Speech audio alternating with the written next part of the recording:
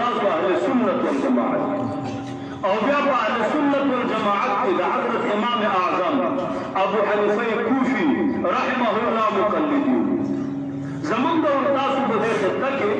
چې ځان ته څوک احناف وایي دا ډېر خلک دا مودودیان هم ځان ته احناف دا بریلویان هم ځان ته احناف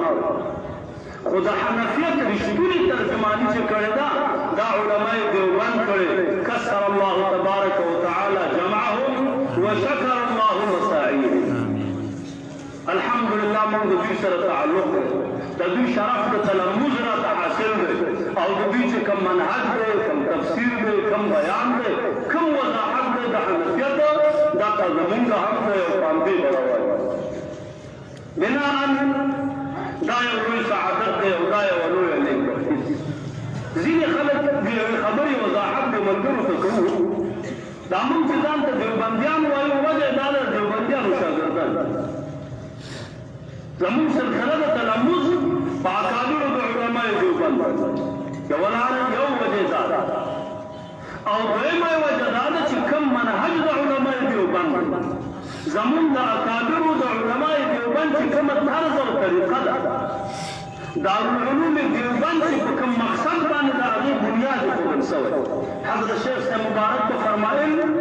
د دارالعلوم دیوبند د قیام په وخت مشکلات وو خلکو عیسویت ته دعوتونه کول هندوانو دعوتونه شروع کړي ختم نبوت ته منکرینو قادیانیانو دعوتونه شروع کړي او خرافات و بدعات سودا د دغه وجه نه دارالعلوم دیوبند قیام عمده مقاصد د دې قیام څه دي حضرت شیخ صاحب مبارک به فرمایل التزام بالحنفیت دا یو تقلید منل د امام اعظم ابو حنیفه رحمت الله علیه مقلد پاتې کېدل او د هغه په لاره باندې یعنی د وهابیت د لامذهبیت د غیر مقلدیت د فطري مقابله کول دا د دیوبند قیام یو موږ تاسو په بار بار د شیخ صاحب دا خبره لیدلې کړه اللامذهبیت قنطرة اللازمیت شیخ صاحب مبارک به فرمایل لامذهبیت دا د بېدینۍ چې لامذهبه شوي تقلید دې پرېښود بس بېدینه کېږي دا په اکابرو ستا اعتماد ختم شي خامخا به بېدینه او دویم د ختم نبوت نه دفاع خدمات د علماء دیوبند په دې کې د چا نه پټ دي دریم په شرک باندې رد او ورسره په بدعاتو او خرافاتو باندې نو دا هغه خبرې دي چې د علماء دیوبند اجماع نو بناء یو دیوبندی به د حنفیت التزام یو دیوبندی به د ختم نبوت سپاهي یو دیوبندی به د غیر مقلدینو د لامذهبانو مخالفت کوي او یو دیوبندی به د بدعاتو او د خرافاتو او د شرکیاتو مقابله کوي دې کې بل شی د سره دی ځینې خلک دي شاګردان هم د دیوبندیانو وي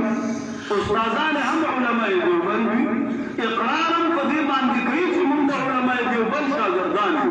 خو ځان ته دیوبندیان نه وایي خو ولې ځان ته دیوبندیان نه وایي استاد د دیوبندی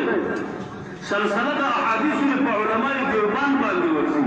ولې ځان ته دیوبندی نه وایي وایي دلته بعضې کمزوري خلک دي عقیده یې هم خرابه ده پنځپیریان دي او هغوی ځان ته دیوبندیان وایي ځکه موږ ځان ته دیوبندیان وایو نو ګوره دا دومره کمزورې خبره ده دا دومره بېځایه خبره ده چې که داسې رقیقو او کمزورو خلکو باندې سړی یو مسلک پرېږدي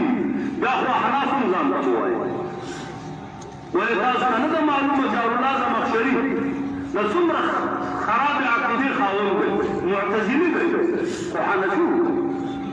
په فروعو کې حنفي دی عقیده کې معتزلي دی اوس به یو سړی وایي زه حنفي ځان ته ځکه نه وایم چې جارالله زمخشري ځان ته حنفي دی دا د فقه کتاب دی کلیه دا زموږ استاد کتابونه ډېر مسایل هم سره نقل کوي دا ظاهري څوک دی دا معتزلي دی اصولو کې معتزلي دی فروعو کې حنفي دی اوس به ته وایې زه ځان ته حنفي ځکه نه وایم چې چې دلته خو ظاهري ځان ته حنفي وایي او بیا چې دا کوم نسبتونو باندې دی فخر کوي هغه نسبتونو کې خود داسې کمزوري خلک راغلي چې سړی نوم هم بیا نشي اخیستی بهرحال سړی د جماعت طرفداري کوي د اکابرو طرفداري کوي د منهج طرفداري کوي هلته چې بنیاد په څه باندې ایښودل شوی دا د هغې طرفداري او نسبت په هغې باندې راځي لاندې چې یو خلک د لارې نه وځي په هغې باندې سړی